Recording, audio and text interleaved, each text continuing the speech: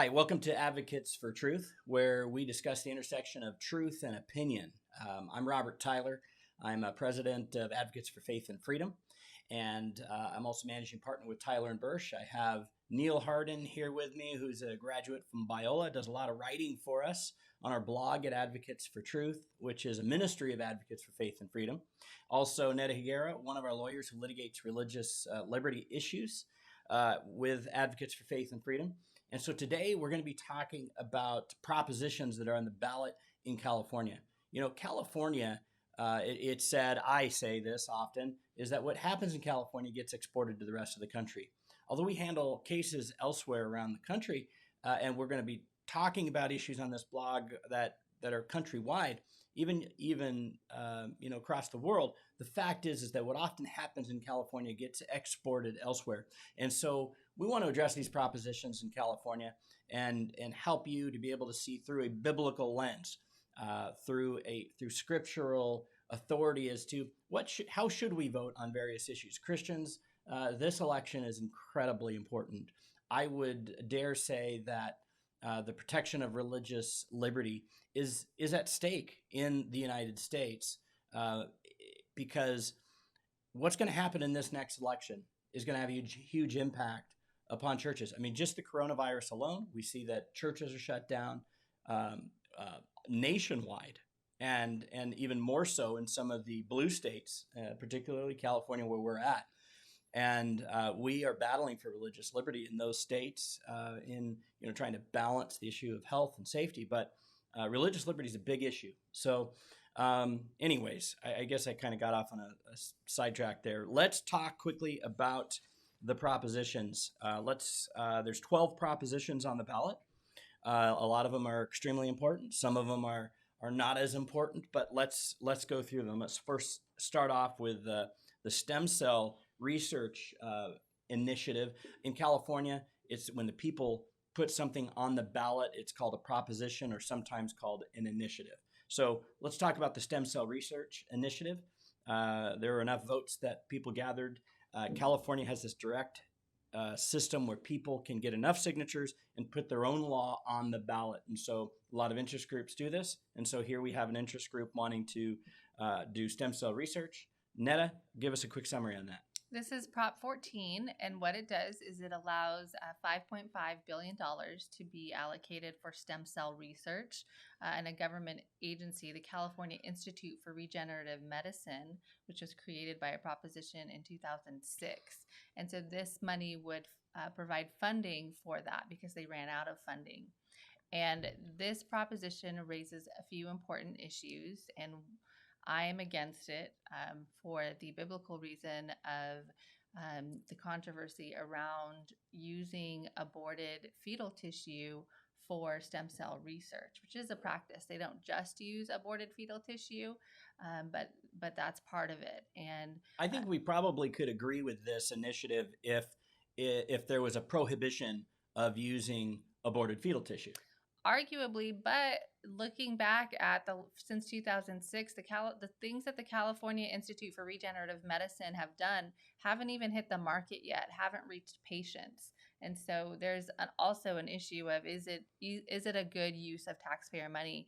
And then you think about borrowing that money and paying it back for the next 30 years. So is it wise to spend that much money when we haven't seen fruit from the 2006 proposition? Well, there's a lot of conflict of interests that have been reported with regard to those on the board of that organization who's spending the money. Neal, give us some scriptural perspective on Prop 14. Yeah, so Scripture holds a pro-life position. In the Psalms, David talks about how God created him in his mother's womb. John the Baptist, when he was in the womb of Elizabeth, recognizes Jesus as the Messiah. And so Scripture generally has a very pro-life position, recognizes the baby inside the womb as a person, as a human, worthy of protection. So from that position, we ought to be concerned about the ethics surrounding stem cell research when it uses fetal tissue or potentially from aborted fetal tissue. And then also from a biblical perspective, debt isn't necessarily an inherently sinful thing, but in general, the Bible speaks against debt as being unwise. The borrower is servant to the lender. It's Proverbs 22:7. Even the Psalm 37:21 talks about how the wicked don't repay their debts. Although I think in some circumstance, I guess a counter argument would be that, many people go out and they get loans for houses. We're Sure. not saying that is, somehow anti-biblical. Sure. And to borrow money for the purpose of something that would be really good, if they were not, in my opinion, if they were not using aborted fetal tissue or embryonic stem cells, I may not be opposed to this, just because they're borrowing, they're putting out a bond. Now I'm not in favor of taxes, not in favor of this kind of borrowing of money, but for purposes of research to try to help prevent disease, maybe it might not be such a bad idea. But I think regardless, all three of us are in agreement against voting for Proposition 14. So our vote would be a no vote to oppose this bill or this initiative. Okay, I'm going to talk about Proposition 15. By the way, if you're at home, go grab your ballot, and you may just want to walk through it with us. Okay, Proposition 15. This is a property tax issue, and right now in California, there exists a Proposition 13 that was passed back in 1978 that limited property tax increases, so that property taxes would increase no more than 2% per year, generally speaking, and it applied across the board to all real property. Now, what's happened is there are some more on the liberal side in California who are saying, wait a minute, let's tax the rich. Let's tax commercial and industrial properties based upon their fair market value every year or every 3 years. It'll be readjusted.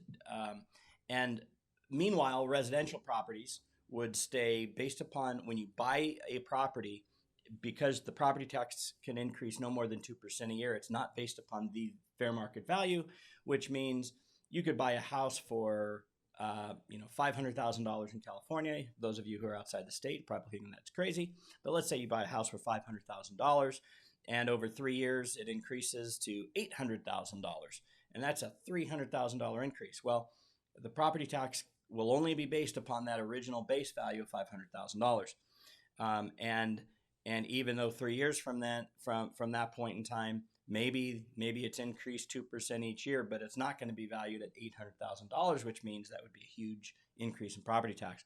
But for commercial industrial properties in California, it is going to apply.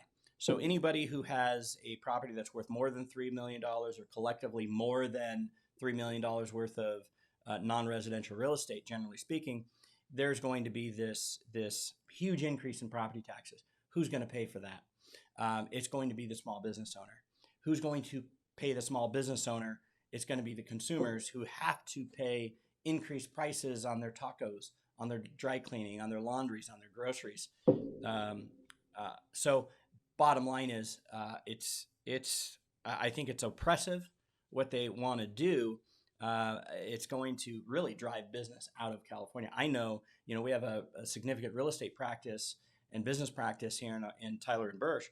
And I know a lot of our clients are very concerned about this and questioning, should we be selling our real estate? Should we get out of California? Why invest in California? Any thoughts? Yeah, so not just businesses, though, although in this climate with COVID-19 and all of the issues that businesses are going through, this will add a hardship. But we also have clients who are churches and who are nonprofits, like a pro-life clinic, that they rent these commercial properties. And this tax is going to be passed on to them. And so it really affects a whole range of people. Yeah. It's not, the wealthy, the millionaires. They're passing that tax on to their tenants because the terms of the lease, usually that's what happens. Increases the rent significantly. Yes. We're talking in some cases. So let's just get an idea. So a property that someone bought, for example, I know of one specific example. It was purchased for $3 million roughly. It is now worth $8 million. The property tax on $3 million for this particular property is at about $30,000 a year. So what's going to happen now, 10 years later, the property owner is going to be paying a property tax that's going to be in the neighborhood of $60,000 to $70,000, maybe even up to $80,000. That means where's that property owner going to pass through all of their expenses? They're going to pass through all the expenses to the tenants and or to the and the tenants are going to pass expenses to the consumer. Right. Neal, are you against this? I am. Okay. I think we're all against it. Let's move to Proposition 16, NETA, repeal of Proposition 209, the Affirmative Action Amendment. Okay, so Oh, I'm sorry. I asked Neal to do this, but I looked at you. because it's about diversity and I'm brown, so I mean you're That's a good one. discriminating already. I like that. But Neal, why don't you jump on it so we stay in order? All right. So in 1996, California voters passed Proposition 209, which basically got rid of affirmative action type programs and outlawed government sanctioned discrimination. So on the basis of race, sex, color, ethnicity, national origin, and in at least in as far as public employment, public education, and public contracting. So if the government hires someone at the government, like our public college system, or if they hire a contractor to do something, then you can't discriminate on the basis of all those categories. What Prop 16 wants to do is to repeal that protection in favor of allowing the government to discriminate on these bases in order to basically try and correct historical injustices where past legislatures have discriminated, or past groups have suffered discrimination on the basis of race or sex or whatnot. And so they're basically trying to go back the other direction and correct some of these things. Now, you have a quote from Justice Roberts. The best way to eliminate discrimination. Yeah, he's famous for saying the way to stop discriminating on the basis of race is to stop discriminating on the basis of race. I just love that quote. Scripturally, what do you think as our resident theologian? Yeah, so it kind of boils down to, we can acknowledge the emotional complexity of the past wrongs of our own country and what affirmative action is trying to correct. But if we agree that discrimination was wrong back then we should agree that it's wrong to engage in today. Romans 12:17-21 tells us, repay no one evil for evil, but give thought to do what is honorable in the sight of all. Do not be overcome by evil, but overcome evil with good. And then James chapter 2 also just talks about the sin of partiality. Basically, that's what discrimination is showing partiality on the basis of whether you're poor or rich or black or brown or whatnot. And so if we agree that discrimination was wrong then we shouldn't try to use that same wrong means as a tool to try and correct past injustices. Okay, so Netta, we had Neal set up to do that one, and I asked you to do it, but as an accident. But why don't you address, what do you think about this? You're Netta's Palestinian, former Muslim, and she's the first generation here in the United States. Yeah, so something like this would benefit me, but I am against it because it is legalized discrimination. And I think we are all equal and we're created in God's image equally, and we should have equal rights. Although I am in support of programs that level the playing field if someone is disadvantaged to help give them some of these opportunities. That's not what this bill does. This bill just outright legalizes discrimination, where someone can look at you and me and say, I want her because she's brown, and that's legal. And or deny you and say, I don't want her because she's brown. Correct. Yeah. I mean, it could be used both ways. It's really that you can hire someone because of their race or their sex, and that Let me ask you something. So when I was probably 19, 20 years old, actually maybe a little older, maybe my early 20s, it was in the late 80s, and I went to a job fair because I was interested in being a fireman. Now, praise the Lord for where He's put me, and I don't know. I look at my friends who are firemen, I think, oh boy, maybe that's what I should have done. But regardless, so I went to a job fair, went to LA Fire Department, and I walked up to this booth, and I was interested. So this is the late 80s. And at the time, there was a lot of claims of reverse discrimination. So if you're a white male, you would not get jobs. So I actually walked up, and they looked at me and they said, before I even said much of anything, they said, "What's your last name?" I thought, "Tyler," and he said, "Don't waste your time. We are only hiring women and minorities." And I got a small taste of what it felt like possibly to be discriminated against merely because of my skin color and my gender. Netta, what do you think about that? I mean, is that legitimate? That is problematic because you're more than that. Although these characteristics can help make you a better firefighter, it shouldn't be the distinguishing factor of we don't want you because you're white or we want you because you're brown. That is not merit based. That's not treating people equally. And under the law, people should be treated equally. I do think that there's a benefit at times, though, when we look to diversity, Right. and we think To factor it in. yeah, diversity is a factor that in many instances can be reasonable. And I think the Supreme Court back in 1992, if I'm correct, in a case called Bakke, I think they looked at that and they overturned California's then affirmative action rules that said, basically said certain races are not permitted and other races must be permitted into the UC system. And the Supreme Court overturned that. Yet at the same time, I value diversity even in our own office. We have a variety of genders. Excuse me, 2 genders in our office, and we have yourself, you're Palestinian. We even have someone who's from Boston. That was a joke. Okay. We have African American. We have Hispanic, and it brings a diversity, and I love that. And It clearly even represents California. We didn't actually set out to do that. It's just who came and who were qualified, and it just turned out that way. Right. Okay, let's move to the next one. Yeah, so we're all a no on Prop 16. Mm-hmm. Okay. Prop 17, Netta, hit that. Voting rights restoration for persons on parole. Yes, so currently the law is that an individual has to complete the terms of their parole or probation before their voting rights get restored. And what this proposition would do is allow the individuals who are currently on parole and probation to have those rights restored before they complete the terms of their sentence. And I am against this because I firmly believe that a parolee should complete their terms before they're allowed to vote, especially on matters of criminal justice. And a lot of times people who commit crimes are released early, significantly early on parole or probation. And so, you just committed a crime and yet you can now go vote on a crime bill before you even repay that debt to society. And so I am against this. I am fully in support of once they complete the terms to have that restored, which is great, and that's grace, and we're fully in support of that. But this bill goes beyond that. Neal?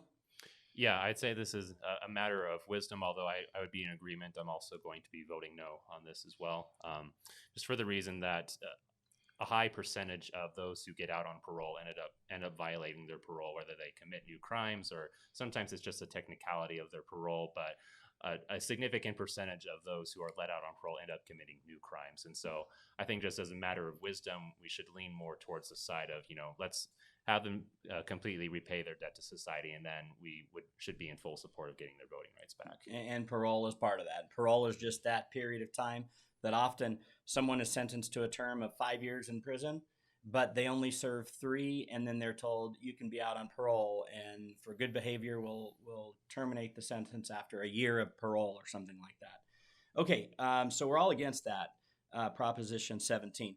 Let's go to Proposition 18.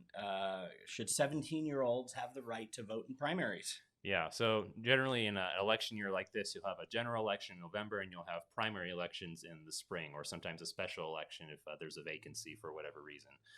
This bill would allow 17-year-olds to vote in the primary elections earlier in the year if they would be 18 by the time the general election came around. Mm-hmm.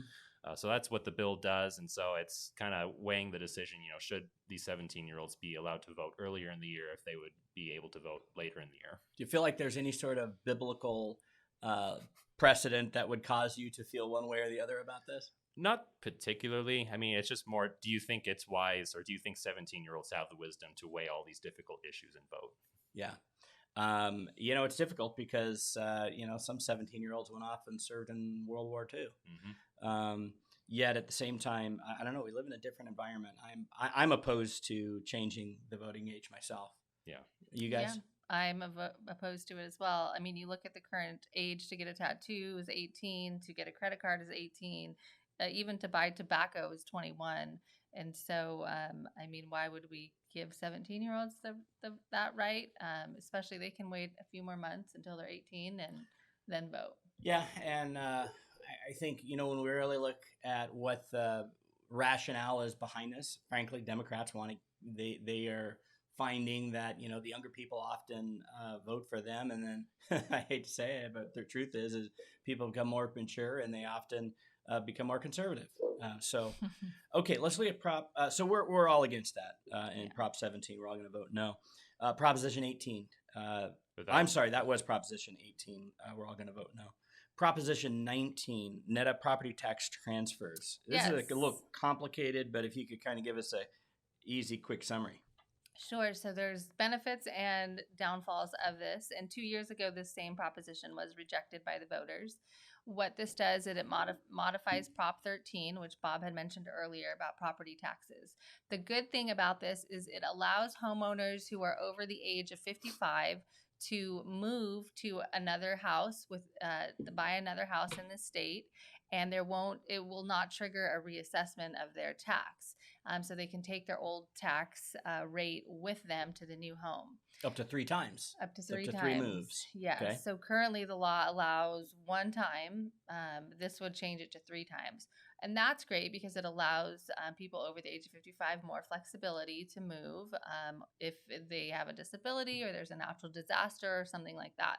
However, the downfall is that this will take away some of the protections that we have when we give our property to our children through inheritance. So once we do that, that will trigger a reassessment under this new proposition unless the children make that house that they inherit their principal place of residence within a year.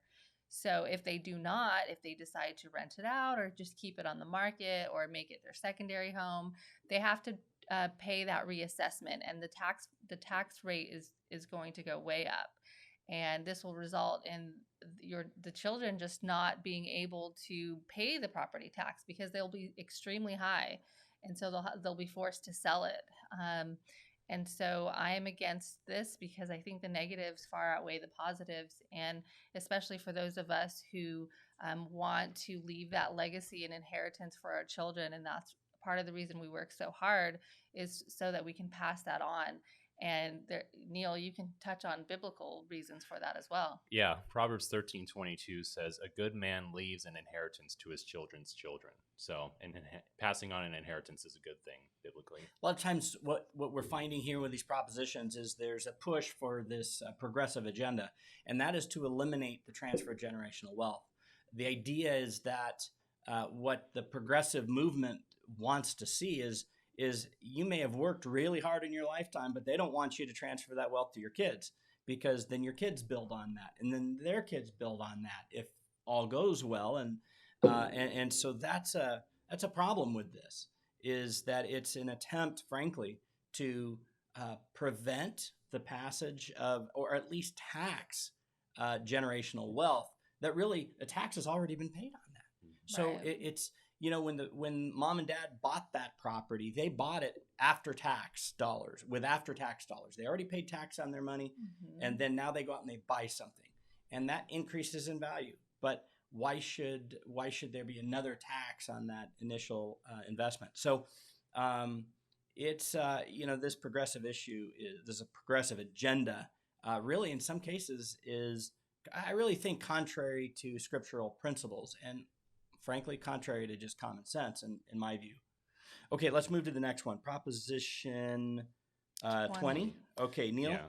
So this serves as a referendum on a series of criminal justice reform bills, AB 109 back in 2011, Proposition 47 back in 2014, and then Proposition 57 in 2016.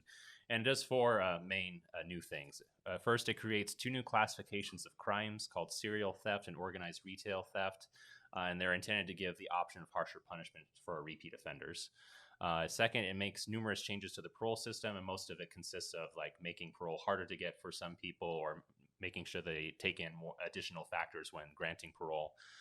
It adds a host of crimes to the list of violent felony offenders. So including things like rape of an unconscious person, assault with a deadly weapon, battery of a police officer or firefighter, domestic violence, human trafficking. So things you think would already be considered violent felony offenses are not. But this proposition would add those things to this list.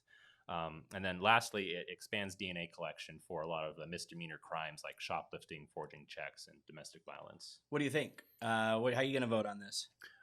I lean towards voting yes on this. The main biblical issue here at stake is making sure that the punishment is proportionate to the crime committed. So, Leviticus 24, 17 through 21, that's a passage which talks about like eye for an eye, tooth for a tooth. And so there's like some level of proportionality that scripture talks about there. Even in Luke 12, 47 to 48, talks about someone who disobeyed his master's will without knowing what it was is going to receive a lighter punishment than someone who did know what his master's will was and disobeyed him anyway. So scripture seems to value this idea of proportionality in the criminal justice system. Netta, do you agree? I agree, and law enforcement and victims' rights groups across the board support this. So this is the first one we vote yes on, Prop 20. Okay, yes on 20. Proposition 21, Netta, local rent control initiative. This last year or so, we've seen some major changes using the progressive agenda in California to try to engage in rent control.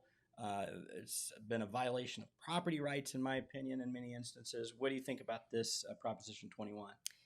So this allows the government to enact rent control measures on residential properties, which means the government gets to decide what property owners charge for rent.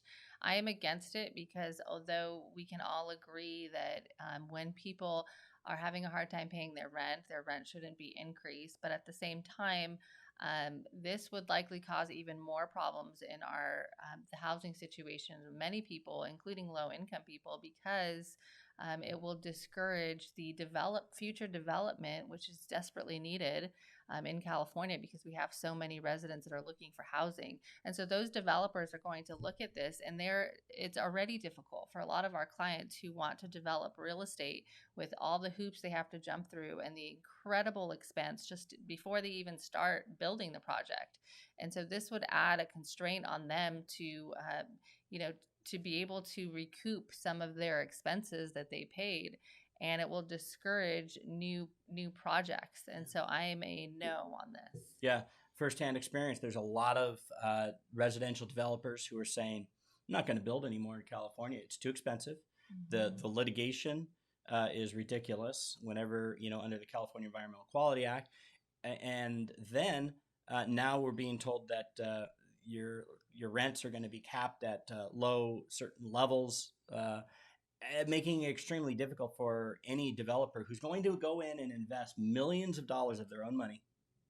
They're going to invest millions of dollars without being able to get a positive return in the end on the money they invest. And so this progressive agenda does nothing more than hurt their own supposed goals. Right. I'm against it as well. Let's talk about Prop 22. I'll address this. In California, there's and across the country, a lot of people pick up side jobs. They might have a full-time job. They might be in school.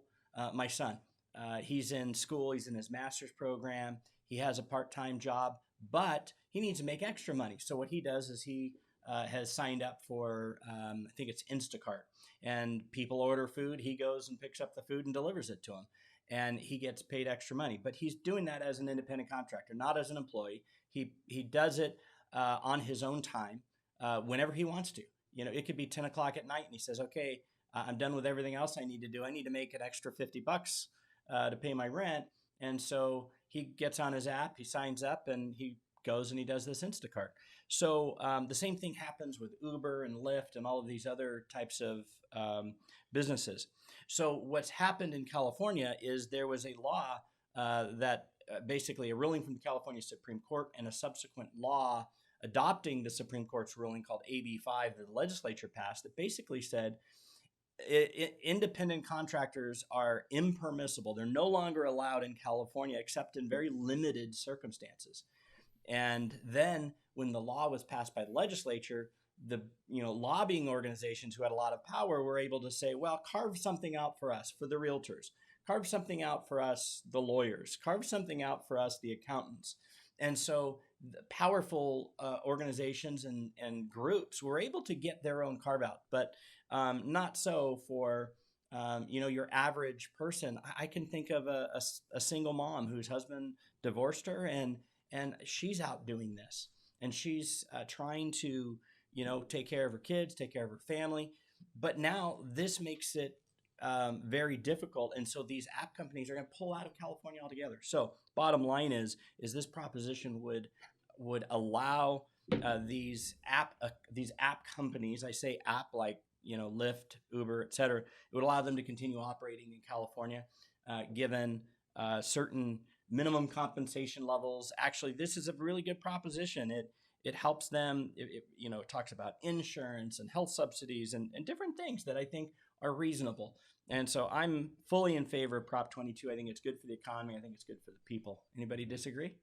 Fully agree. Yeah. Yes on 22. I think also, just from a biblical perspective, Bible encourages us to work and earn a living, and I think this just really goes against some of those just most basic common sense principles in the scriptures. Yeah, so like Bible talks about in Jeremiah 22:13, Colossians 4:1, James 5:4, that a worker is worthy of their wages. And so we need to make sure that workers have protections that they deserve. But on the other hand, the Bible also encourages everyone to work and be productive. And AB5 just really takes a lot of that ability away from especially these drivers and those who use these apps in order to make a living and only want to work maybe 10 hours a week, without being an employee of these companies. Right. Okay, Neal. Next proposition is Proposition 23. It's a dialysis clinic.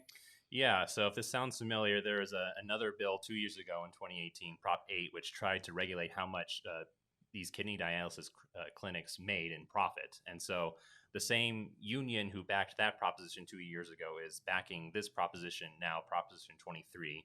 And it does a number of things, probably the most important one of which it requires a clinic to have a doctor on site during business hours.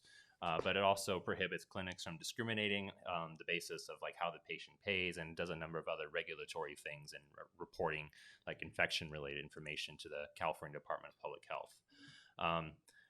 Something Christians should be wary of. Like I have a friend who works at one of these clinics, and he says that this is just a proposition sponsored by this union to try and bring pressure, try and overregulate these clinics in order to get them to eventually unionize.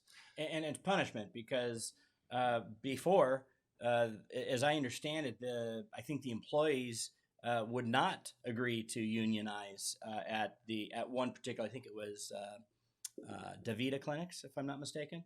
They wouldn't unionize, and so the union really came after the clinics, these dialysis clinics, as a form of punishment, like you said. Yeah, a form of bullying, in my opinion. That's what it appears. I don't know for sure. I don't know all the details, but so we're going to vote against Proposition 23, right? Right. Yeah. You guys agree? Mm-hmm. Okay.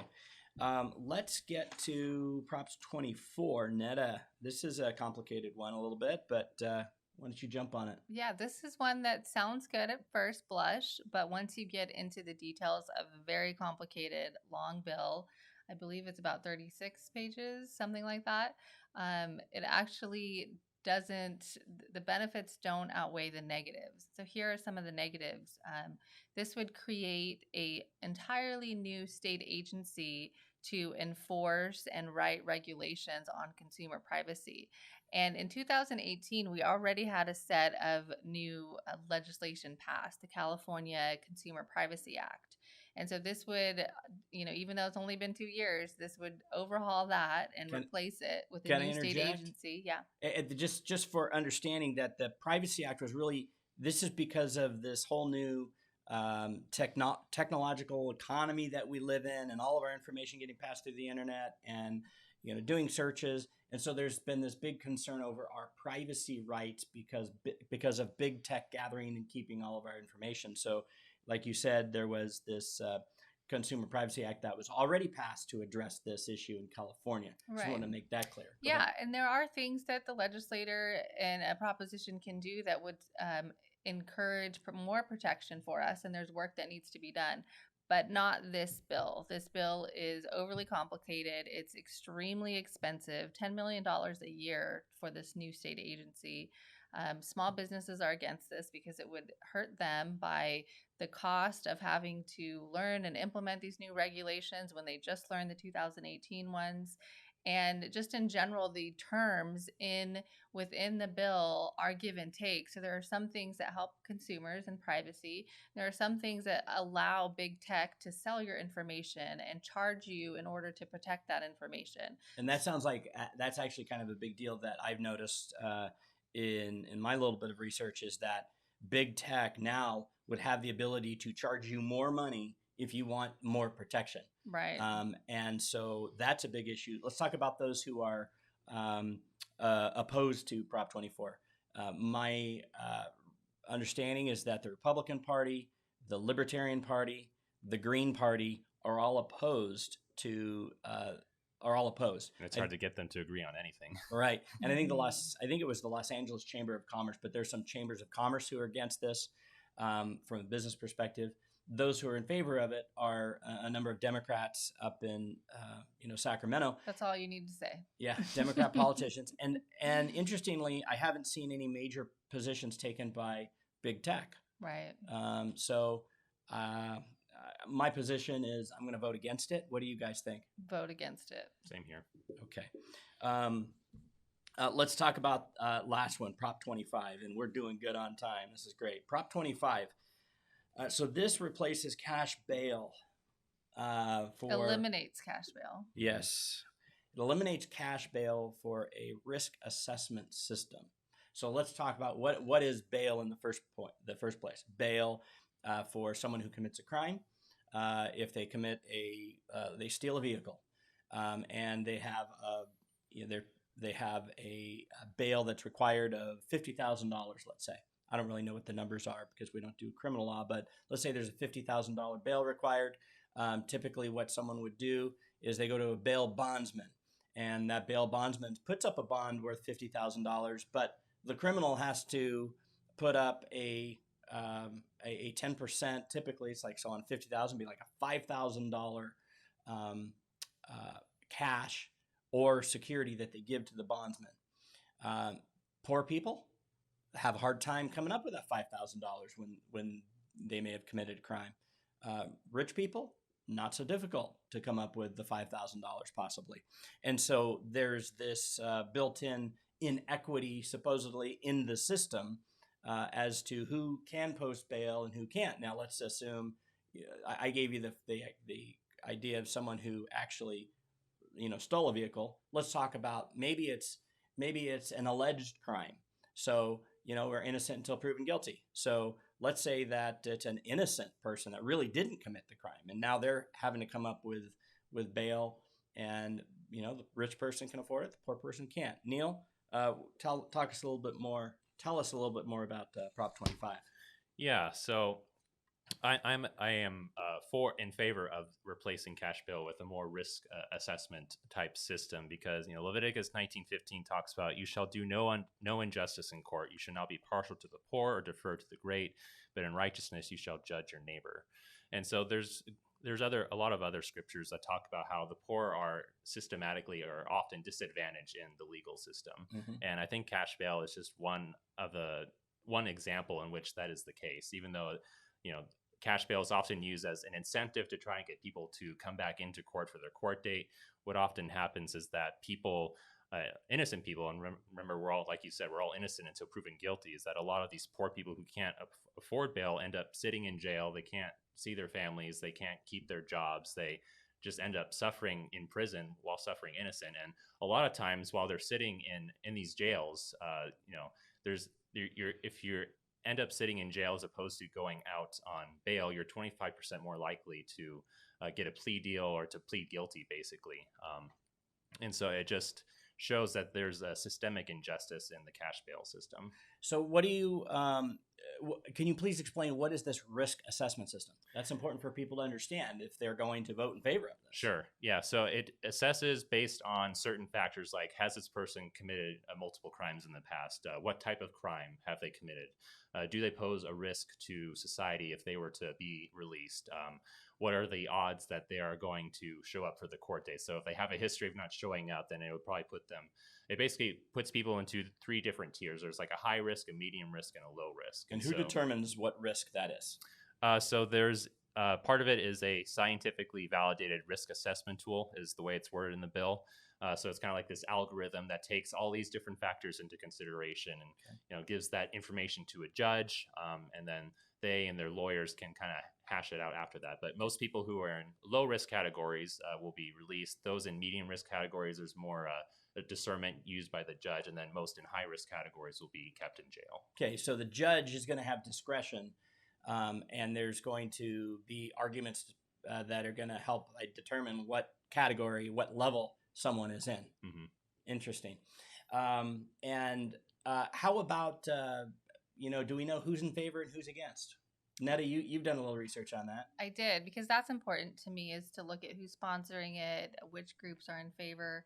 And importantly, for Prop 25, you have law enforcement groups, Sheriff's Department, Riverside County, San Diego, Orange County, victims' rights groups, even the ACLU and some of these more liberal organizations are against it as well. Why would the ACLU be against this? Well, they say that it gives more discretion to judges to discriminate, and it potentially creates a difficulty where judges have more discretion, so they can have their biases, and because someone is Black or brown, say they're more of a risk and they can't be released on bail, where they would have that option with this. So that assumes an implicit bias on the part of a judge from a racial perspective. Right. Yeah. And okay. So I'm personally, this is a difficult one. All of the other ones were straightforward. This one really takes some digging into and thinking and, just wisdom. I'm against it because the law enforcement groups, victims' rights groups, because of the cost, it's going to be in the mid hundreds of millions of dollars to taxpayers. And I don't like that it completely takes away the option of cash bail. There are things that we can do to help the injustice that exists within the system, especially the economic injustice. But I don't think this is the solution. Who's in favor of this? What groups are in favor of this bill? Do we know? Governor Gavin Newsom, a lot of Democrat legislators. Outside of California, this is something that's part of Joe Biden and Kamala Harris's platform. That's a major part of it. Yeah. But on the other hand, there are I don't know if groups like Prison Fellowship, which is a Christian organization founded by Chuck Colson, I don't know if they would support this particular bill, but they are in favor of bail reform in general and getting rid of cash bail because, again, of the systemic injustice against the poor. So there are good Christians on both sides of, as we see, just talking between the two of us, we'll evaluate that. Yeah. So you're saying we're good Christians? Yes. Thank you. Yeah. So this is an interesting one. And so, Neal, you're in favor of it, and Netta is against it. I am. Honestly, I'm going to go dig into it. I'm going to have to think and pray about it. Neal, as our resident theologian, I'm this Christian. I'm undecided. Again, you cited some scripture verses. What would you cite me to? How should I look at this? How should I evaluate? What do I do as a Christian? I'm not sure how to vote. Yeah, again, I'd point you back to Leviticus 19:15. You can look at Exodus 23, verse 6. You should not pervert the justice due to your poor in his lawsuit. Or Proverbs 14:31. Whoever oppresses a poor man insults his maker. So it's like the Bible speaks pretty clearly about how we treat the poor. But on the other hand, there are other scriptures that James 1:5 asks. We need to seek the Lord's wisdom in situations like this, because the fact that law enforcement is against this and victims' rights groups, it's not to say that the system that would be put in place would be perfect or that there might not be things that we need to adjust later. It's just from my perspective, I think it moves the system in the direction it needs to go. And if it's not perfect, we can make changes later. It's not that often that you have the ACLU and law enforcement on the same side of a ballot proposition. So that makes it hard. And we'll be thinking about that, pray about that. And actually, Neal, we're going to be talking about this in a subsequent episode of Advocates for Truth. So, and we're going to have a criminal defense attorney in to talk about this one. That's going to be helpful. Okay. That covers all of our initiatives, and let me direct you to some of our voting resources that we show here on the screen. You can go to Advocates for Truth. This video obviously is going to be located there. You can share it with your friends. Please do. And we'll also have an article that basically goes through what we just talked about today that Neal wrote. So when it comes down to this last proposition, did you come down and actually give a position on 25? So for all these propositions, I laid out the facts of what the bill does, the biblical principles that might be involved, and kind of gave people the tools to come to their own conclusions. I didn't really, I might have asked some hypothetical or rhetorical questions to steer them one direction or the other on a few of these, but most of it, I left it up to their judgment. All right. So electionforum.com is another resource. A friend of ours, Craig Huey, good friend, and he does makes a significant effort, goes out and gets information. You'll even find to my knowledge, there are no judges on the ballot this time. Are there? No. At least where I am in LA, there are a couple. Where I There are am a in couple? Marietta, Okay. there's not. So in California, what Craig Huey does is he goes through and he actually finds information on all the judges and gives information on, I think it's called judgeforum.com or something like that. But anyway, you can get a link to it. If you go to Election Forum, you'll get Craig's information. He has a book there also that he sent to me. I can't wait to read it. It's about, why Christians should vote. And then Robin Nordell, another friend, she has information on the propositions. And Pray Vote Stand. I think this is put together by the Family Research Council. And then Ballotpedia, found that to be very helpful when I was looking through these as well. So those are all available. So that's it for today. I would like to encourage all of you who are watching, please share this with your family and friends. We want to get the information out, and we want to help decipher the intersection of truth and opinion. We don't want our opinions to be all we rely on. We need to rely upon the truth and where those meet in God's discernment that He gives us to be able to come together on the truth on a whole variety of issues. On what when it comes to the election, when it comes to issues of racism, immigration, environmental issues. You name it. We have a lot of resources on our website. On the blog, you can go and you'll see just about every current issue that you read about in the media today. We have articles that are written for the purpose of looking at these current issues from a biblical perspective.